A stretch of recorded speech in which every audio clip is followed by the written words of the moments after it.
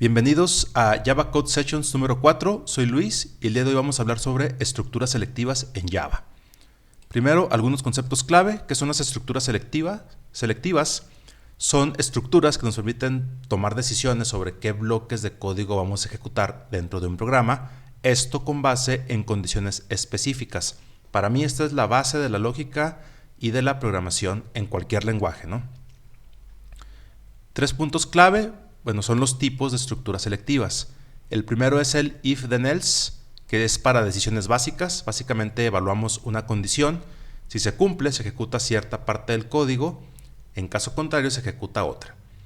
Este tipo de estructura selectiva se puede también simplificar en lo que se conoce como operador ternario, que es para compactar el if then else.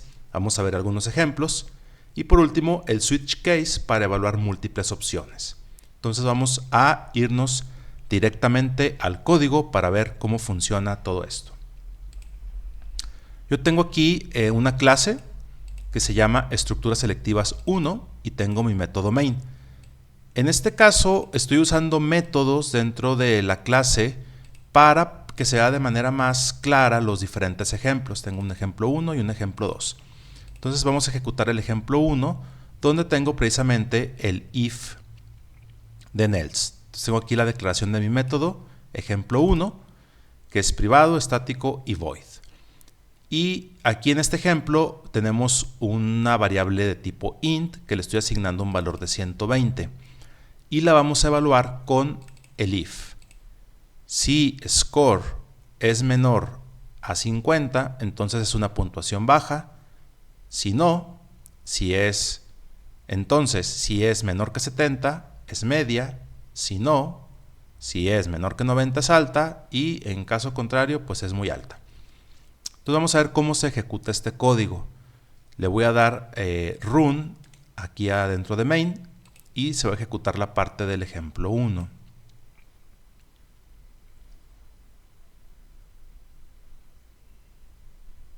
Aquí tengo que la puntuación es muy alta porque yo le estoy inicializando en 120. Entonces, como no es menor que 90, pues nos da que es muy alta. Vamos a hacer el ejemplo poniéndola, digamos, en 75, ¿no? Voy a volver a dar run al método main.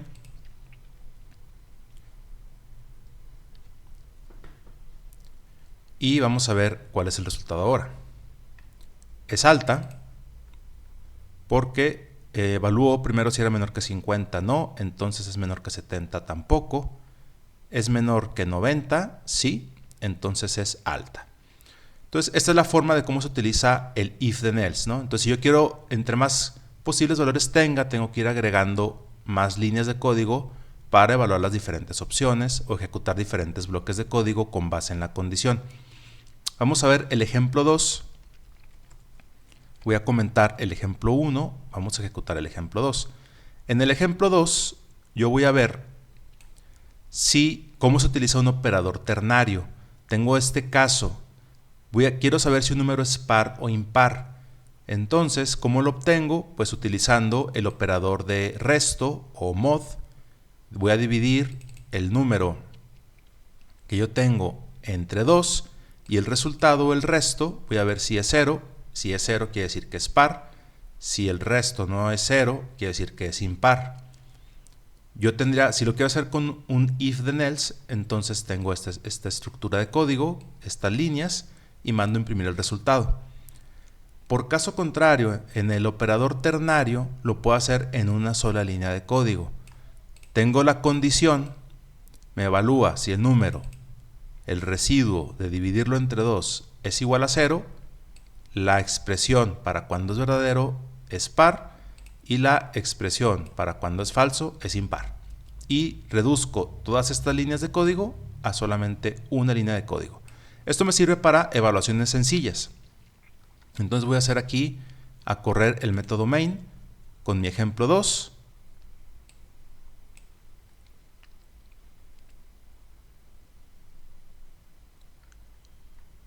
Y aquí puedo ver que pues es impar en ambos casos, ¿no? Porque pues está haciendo la misma evaluación. Realmente, digamos, en desempeño es prácticamente igual. La única ventaja de usar esta forma es que es pues una sola línea de código, ¿no? Ahora también, en algunas ocasiones, a la hora de dar mantenimiento al código, puede resultar un poco más difícil de entender a primera vista.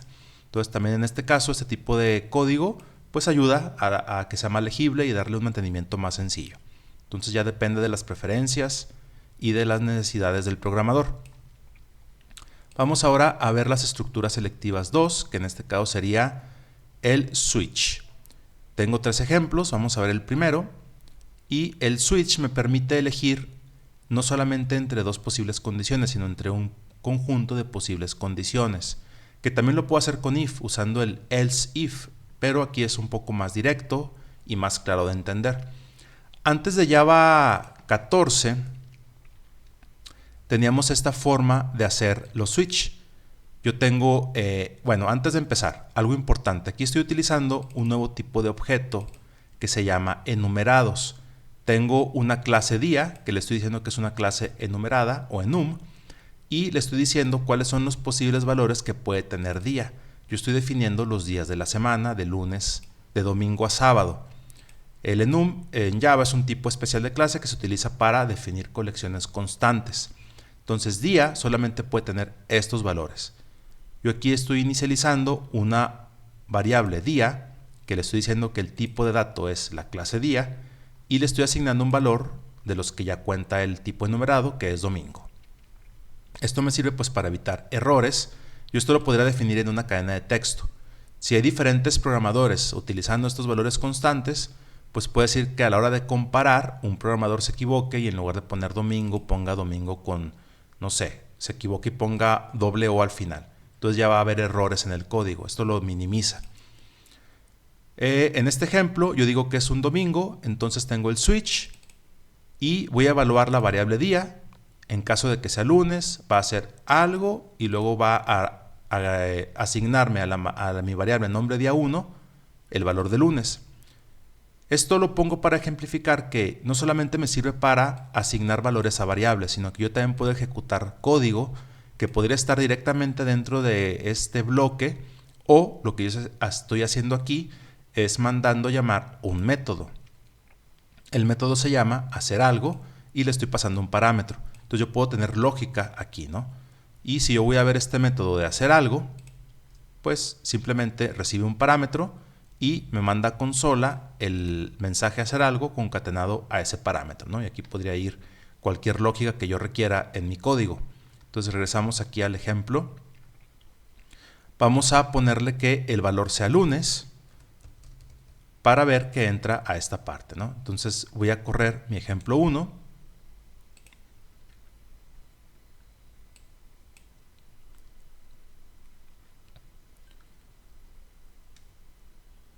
Y voy a ver que efectivamente entra a hacer algo 1 y luego mi primer mensaje, el día de la semana es lunes, que fue pues, lo que yo puse aquí en la lógica, ¿no? El día de la semana me asigna al nombre día 1 la palabra lunes y aquí abajo mando imprimir a consola ese resultado. Voy a ver ahora el ejemplo 2. En el ejemplo 2 voy a usar una característica de switch que se llama fall through.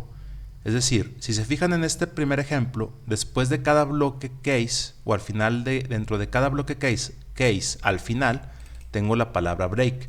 Es decir, se cumple la condición y rompo la ejecución del switch. Si yo omito esta palabra break, a partir de que se cumple la evaluación de la condición, los siguientes case me los va a ejecutar en cascada, va a ir cayendo hacia ellos y así evaluar la condición. Entonces, eso se llama fall through. Yo aquí tengo este ejemplo donde tengo un número que puede ser un valor entre 1 y 3 y un resultado. Y aquí estoy poniendo los diferentes casos. Cuando es case, voy a quitar aquí el break. Bueno, lo voy a dejar para el primer ejemplo. Cuando es 3, va a multiplicar el resultado por 3 con este operador. Entonces, aquí rompe la ejecución del break y pues mi resultado va a ser 3. Y lo voy a imprimir. Para ver esto de manera más práctica, voy a utilizar un modo que se llama modo debug y utilizar unos breakpoints o puntos de interrupción para ir viendo en tiempo real durante la ejecución del código qué valores van tomando las diferentes variables. Esto es muy útil a la hora de programar se llama comúnmente debuguear y lo voy a ir utilizando para que sea más fácil probar el código que estoy haciendo. Le voy a dar aquí en el método main, al ejemplo 2, le voy a dar aquí debug file para ejecutar ese código y vamos a ver qué es lo que va a ejecutar. Aquí estamos, ya cayó en el ejemplo 2 y en mi primer punto de interrupción. El número es 3, mi resultado es 1, entra es 3, entonces va a multiplicar el resultado por 3, ahora el resultado es 3 y rompe la ejecución del código. Al romper la ejecución del switch, vamos a la siguiente línea que sigue después del switch y me imprime el resultado. Ahora, ¿qué pasa? Aquí ya terminamos la ejecución. El resultado final es 3. Ahora, ¿qué pasa si yo, dentro de este ejemplo 2, le quito el break? Lo guardo y voy a volver a ejecutar.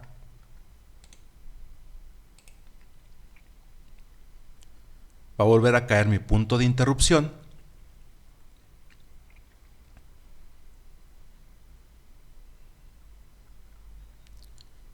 Creo que di run en lugar de debug. Voy a volver a dar aquí, clic del lado derecho, debug file.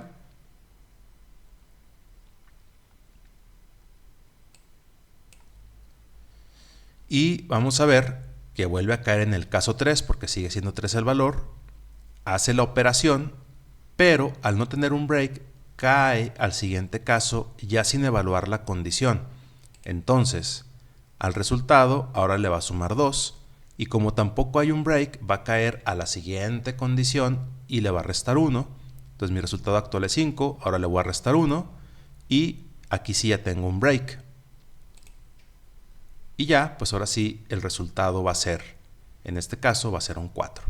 Si se fijan, cuando yo pongo el cursor arriba de la variable en modo debug, pues me da el valor que tiene la variable en ese momento.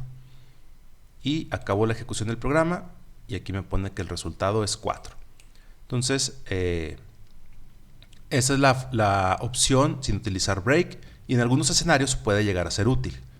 Y vamos a ver el último ejemplo, que sería mi ejemplo 3, en el cual ya estoy usando una característica del switch case, que es utilizarlo como una expresión y que esto está disponible a partir de Java 14. Algunas diferencias respecto a la forma anterior es que yo, por ejemplo, aquí tengo la asignación directa de la variable. Es decir, el resultado de switch lo estoy asignando directamente a una variable. Esto antes no se podía hacer. A partir de Java 14 ya se puede hacer.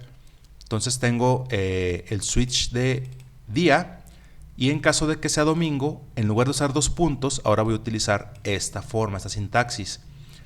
Y si yo quiero ejecutar varias líneas de código dentro, entonces voy a usar llaves. Yo aquí puedo hacer, cuando es domingo, puedo hacer alguna lógica mandando llamar a algún código, algún método, escribiendo aquí algo de lógica y después regresar el valor de domingo directamente a la variable nombre día 2 con esta palabra clave que se llama YEL, esta palabra reservada. Entonces vamos a ver cómo funciona. Yo aquí tengo que es domingo y vamos a ejecutar el método main con mi ejemplo 3.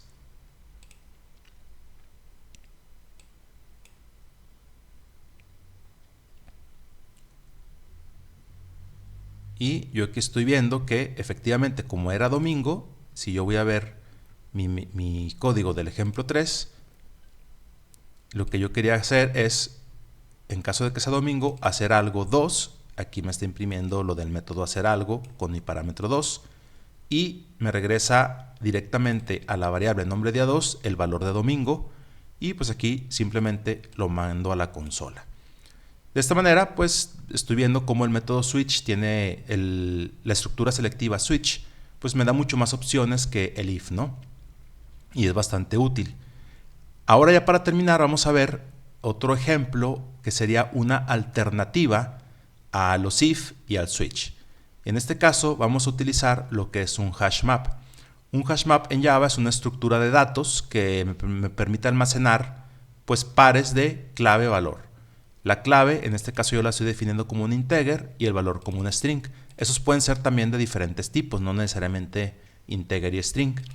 Y yo estoy aquí haciendo, agregando a mi hash map diferentes elementos, ¿no? Por ejemplo, cuando el código es 200, quiere decir que es OK.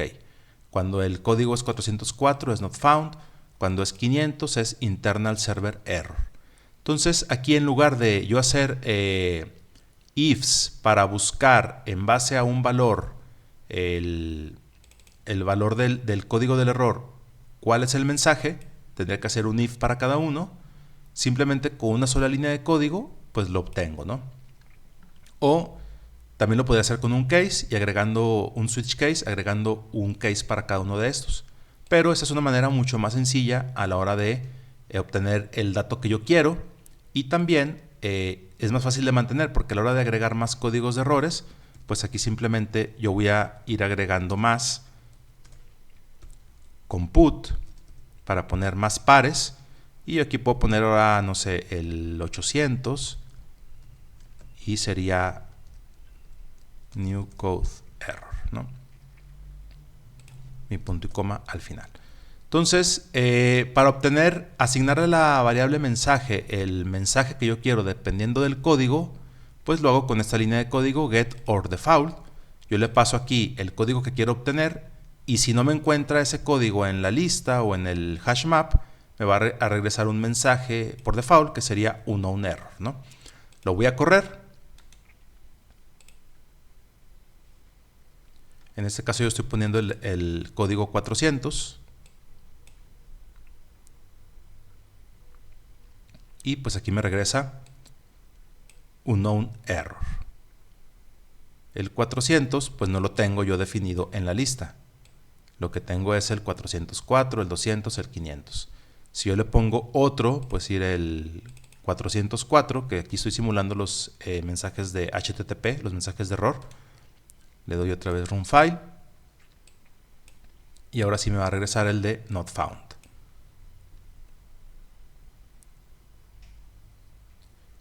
Aquí tengo el mensaje error code 404 not found. Entonces, esta es una alternativa. Digamos, tiene algunas limitantes.